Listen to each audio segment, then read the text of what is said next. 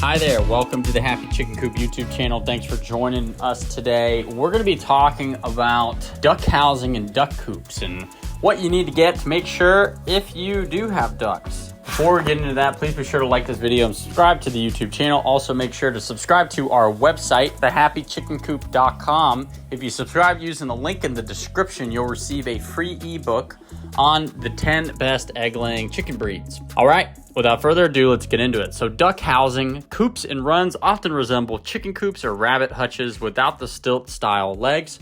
While ducks can often live harmoniously with chickens in the same coop and run, in my personal experience, some keeps prefer to create a duck house, coop, and run designed specifically to house only the water-loving poultry birds. A duck house can be a simple structure that resembles a dog house. In fact, it is not unusual for duck keepers to upcycle one or more dog houses into a duck house. A typical wood or metal storage shed can also easily and economically be turned into a duck coop with an attached run during a single weekend. When you choose to design and build elaborate duck house or duck coop to house a few to a big block of ducks, or a simple structure to provide shelter for a little flock, the basic needs of these birds are all the same. So let's talk about the basics. Number one, the duck coop or house should be a minimum of 3 feet tall. Number two, the vent placement along the top of the walls near the roof are critical to creating proper ventilation.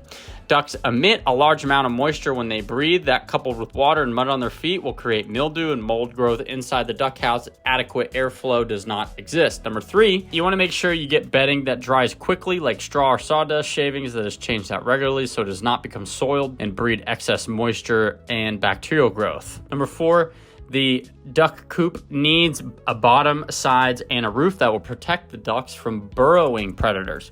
Number five, secure 2-step locks on the duck house, coop, or run that will prevent the entry door from being opened or loosened by inclement weather or predators. Raccoons are crafty little critters, and they've been known to open simple 1-step latch locks to get inside of a chicken coop and duck coops to eat eggs and even young birds.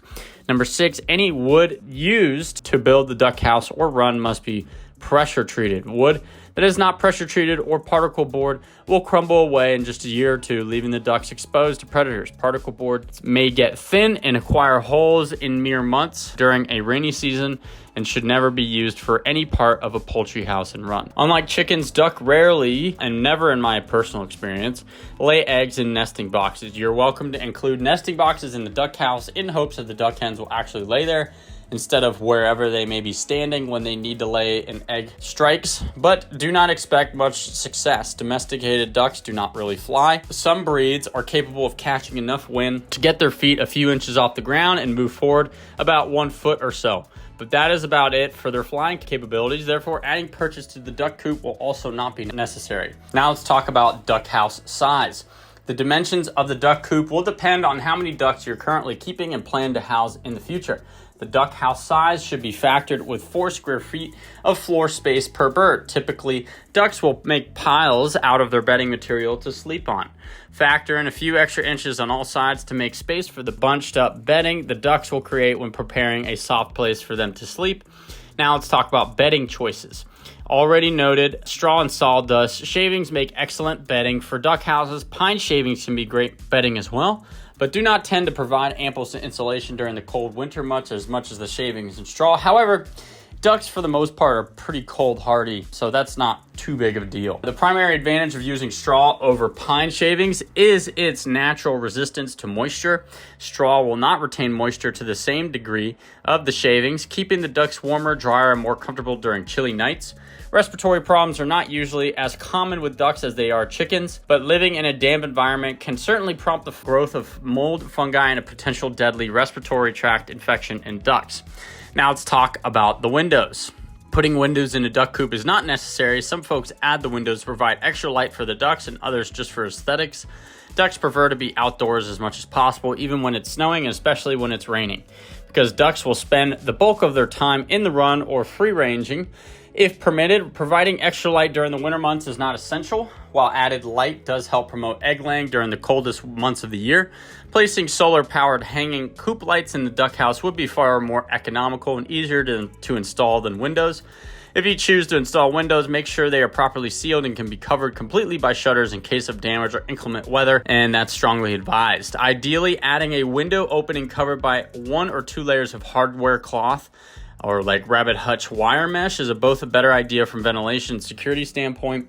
Such openings will also allow extra light and can be covered with shutters or a flip down flap when necessary. And now let's talk about security. Trenching hardware cloth not only beneath the floor of the duck coop, but also around the entire perimeter of the housing structure and the run will help protect the flock from burrowing predators on all sides. When constructing a run, it cannot be recommended more highly to use hardware cloth and not chicken wire to attach the metal or wood posts. Chicken wire is wonderful at keeping poultry birds in, but horrible at keeping predators out. Chicken wire is too thin and pliable to prevent mink from widening the openings, just enough for a mink and other small rodent-style predators from getting inside. Now let's talk about the doors. The doors duck house, coop, or run should be made of metal or wood. Covering the wood with hardware cloth can offer protection from predators, as the wood tends to give with age, especially when exposed to excessive rain. Rotting of wood is also commonplace over time. Now let's talk about the duck house run.